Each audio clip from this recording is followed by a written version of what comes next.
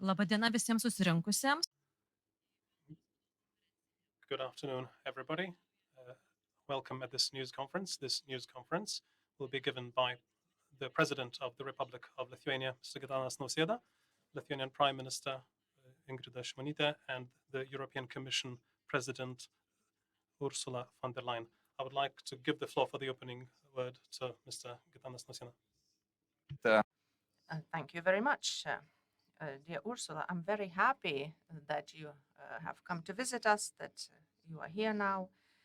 Indeed, we have a lot to remember about the difficult moments when we were deliberating on the multi-annual financial framework in the European Council and the recovery and resilience framework. In Lithuania, we have a folk song about several days and several nights, but thanks to this, we have achieved results, the fruits of which we can enjoy now. And all of this has happened also thanks to your efforts. So thank you very much for your great and huge efforts during the vaccination process, especially while improving the delivery and supply of vaccines. Today, we can no longer complain about the lack of vaccines, and we can focus on another aspect, namely on how to vaccinate as many people as possible, as quickly as possible. I also remember another great meeting whereby we were discussing and decided on the implementation of the synchronization project to which the Commission has allocated more than 1 billion euros. Also today, we have to discuss other issues that are not as pleasant. First of all, illegal migration from Belarus and how to prevent it, how to improve border control, and in this case, both institutional cooperation as well as diplomatic and political efforts, together with financial resources, are crucial in order to prevent these routes as quickly as possible. These routes were opened by the Belarusian regime on purpose in order for migrants to freely access the territory of the EU.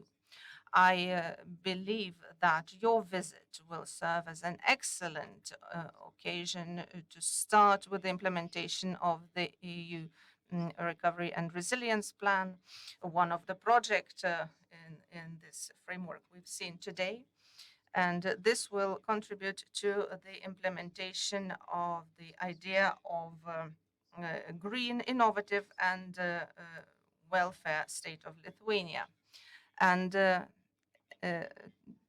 to sum up, I would like to remind everyone that I had the opportunity to hand in to Ms. Ursula von der Leyen the invitation to visit the European Capital of Culture, in this case, Kaunas events next year. I do hope that you will be able to visit us next year. Thank you, Lithuanian President. Now I'd like to give the floor to Lithuanian Prime Minister Ingrida Šimonytė. Europos komisijos pirmininkė, miela Ursula. Dear President of the European Commission, Lithuanian President, today is a very important day for Lithuania. Today, we are marking a landmark in a very special process.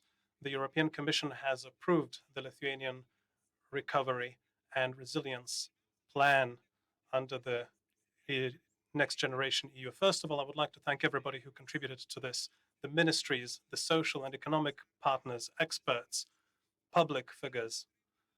The timing was very tight. The government had to address the challenges of the pandemic at the same time, and also to plan its activities for the next 4 years, and at the same time present an application for this unprecedented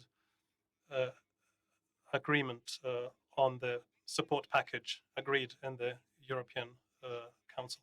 I would like to thank the European Commission and the Commission President for leadership and very close collaboration with the government throughout the preparation of the plan. We could always feel your shoulder next to us when the government needed it.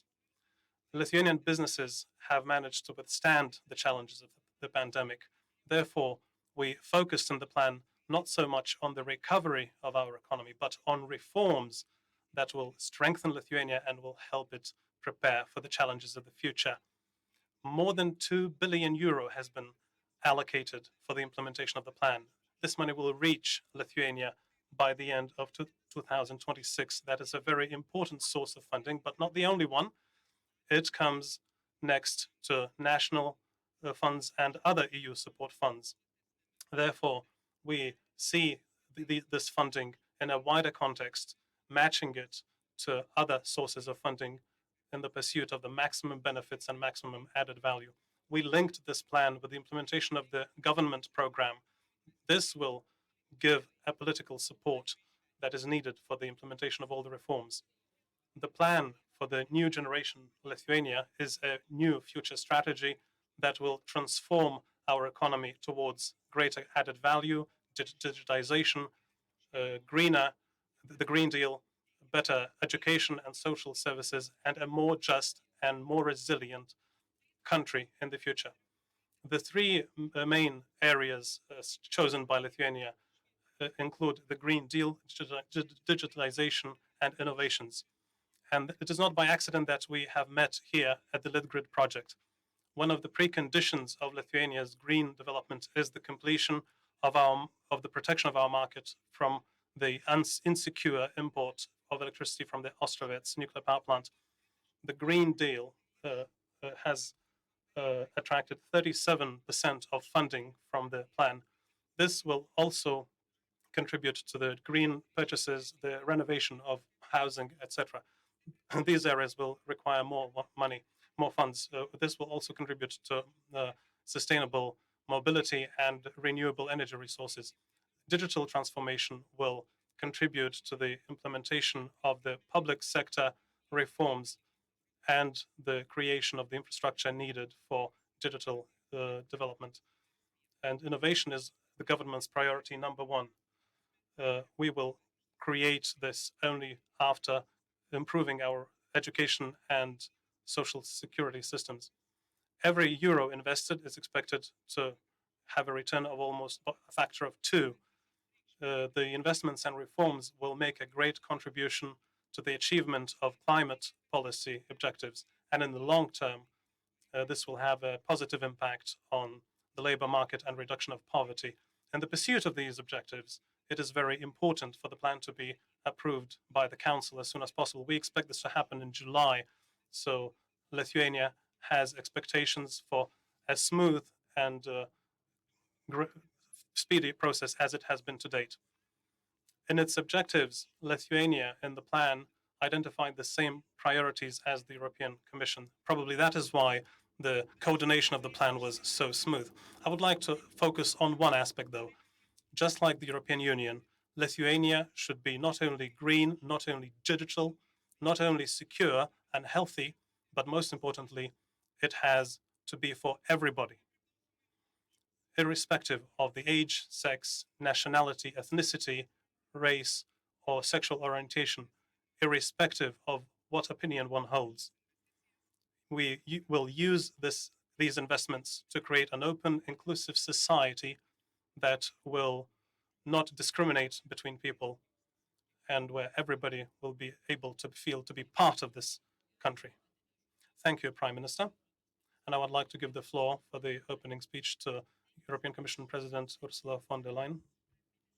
Ingrida, thank you both very much for the very warm welcome I have received here in Lithuania and being here at the electricity substation. I'm very glad to see, and I listened to the experts, what the future of electricity generation and storage will look like in Lithuania. It's fascinating. It's clean energy based on the increased use of renewables, I think 50% till 2025. It is secure energy, which is so important with your progressive interconnection to the continental European network. And perhaps I may take the picture that just like the battery energy storage system will power the energy of tomorrow, Next Generation EU is powering a more sustainable, a more digital, a more resilient future for Lithuania. Because with Next Generation EU, we are reshaping our continent for decades. We are investing in the digitalization like never before. We are making the European Green Deal a reality. Next Generation EU is indeed the largest recovery plan the world has ever seen, with a budget in Europe of 800 billion euros in today's prices. It's the recovery we need now. Today, I am very happy to announce that the European Commission has given this morning its green light to Lithuania's Recovery and Resilience Plan. It follows indeed a very good cooperation with the Lithuanian authorities, and I am very grateful for that, and a thorough assessment by the Commission. And there is no doubt that this plan will enormously boost Lithuania's economy, that will become more innovative. We've seen that here. We've listened to the different projects. It will become more sustainable, and it will become more digital. Let's look at some details. Indeed, 38% of the national plan will support the European Green Deal. And that means a massive investment in clean energy, wind power, solar power, made and stored, as we've seen here in Lithuania. The plan also foresees a large-scale energy efficiency program. And that is very important because there's a lot of renovation of building and their heating systems, because we know 40% of the energy is being used for heating or cooling of buildings. So the more we are efficient there, the better it is for the environment. And there's a strong investment in clean and sustainable mobility, like charging stations, for example, or clean buses and other topics. But what I really appreciate is that besides this strong emphasis on the European Green Deal, the Lithuanian plan has the same level of ambition on our other landmark, and that is digitalization. It devotes 31% to the digitalization. And just to give you a few examples for that, there is a significant investment in the rollout of 5G and high-speed networks. There's the digitalization of the public services. That's good for the Lithuanian businesses. It's good for Lithuanian people if the administration and the public services are digitized. And there is a massive investment in development of artificial intelligence solutions here in Lithuania. And there's a third aspect I want to emphasize, and that is that your plan aims to strengthen the national health system. We've all learned our lessons during the COVID pandemic, and I'm very pleased to see that there will be an enormous upgrade to the existing medical facility in the country. There will be a lot of development of e-health that is within the digitalization plan. And I see that there's the plan to develop 5 centers of expertise for infectious diseases. And indeed, this is very wise, this investment, and farsighted, because we've learned, as I said, our lessons during the pandemic. And while for decades we thought that the infectious diseases will be declining while the chronic diseases will increase, we now see that a new form of infectious diseases like this COVID-19 is out there, and we have to be better prepared. And therefore, this investment is absolutely the right one at the right time. So in short, your plan clearly meets the demanding criteria we have jointly established. It is very well balanced in the mix of reforms, for example, the reforms and the investment in the educational system and investments. And it will really transform the growth model of Lithuania. It will help to build a better future for the people of Lithuania. And therefore, our approval is indeed an important milestone for the disbursement of the 2.2 billion euro over the next years. What is now necessary is the Council's approval within the next 4 weeks, but then we will be ready to disperse the first funds already this month. My last remark, this sounds like, okay, we've gotten to a certain goal, but this is not the end. It's just the other way around. The hard work starts now. It's about implementing and implementing. I just want to say that the European Commission will stand by your side on every step of the implementation phase. It is fascinating to see then the projects grow and the improvement.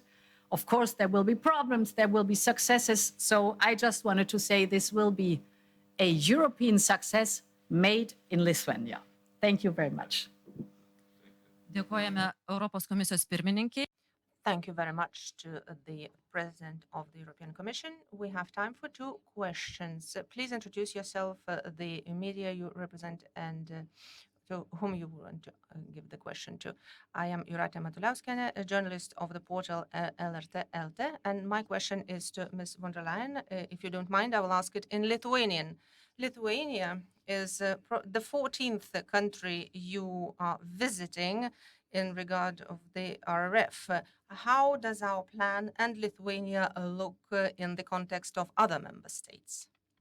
It is an excellent plan, I must say. And as I said initially, there was a very close cooperation with the Lithuanian authorities.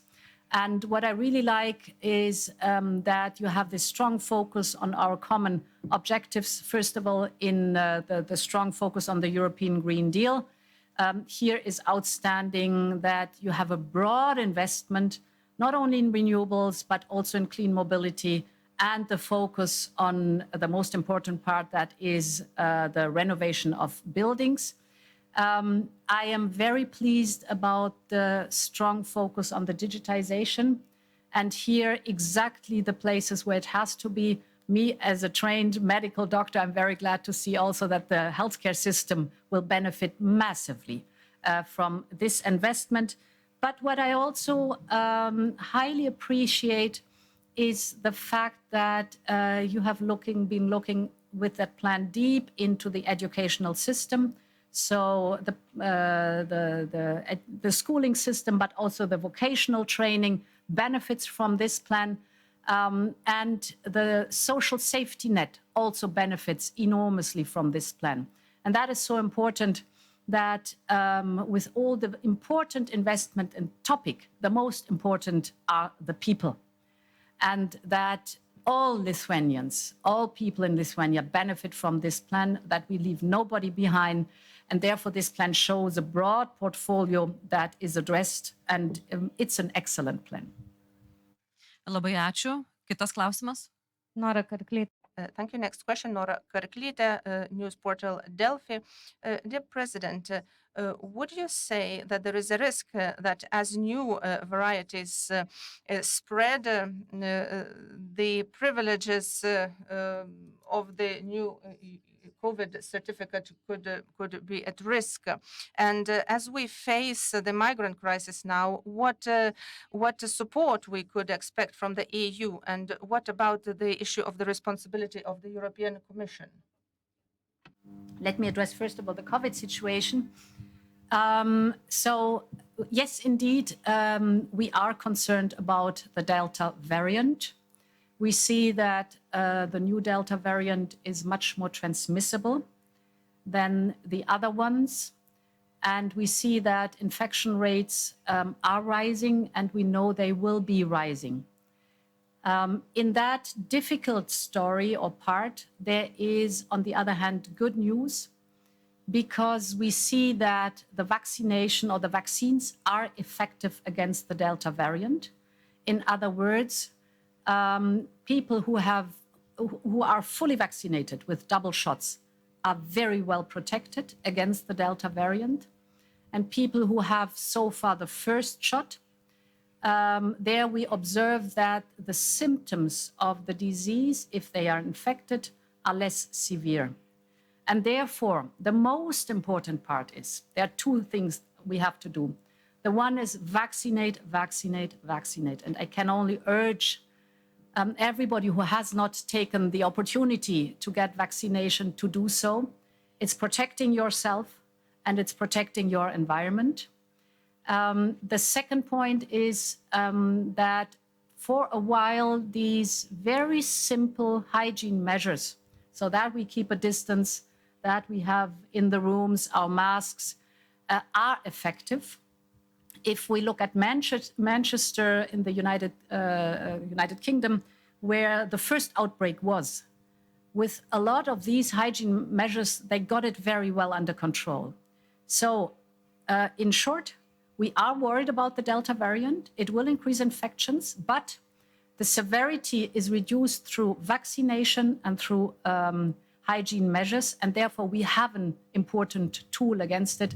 And I think we really should move forward with the vaccinations to protect ourselves.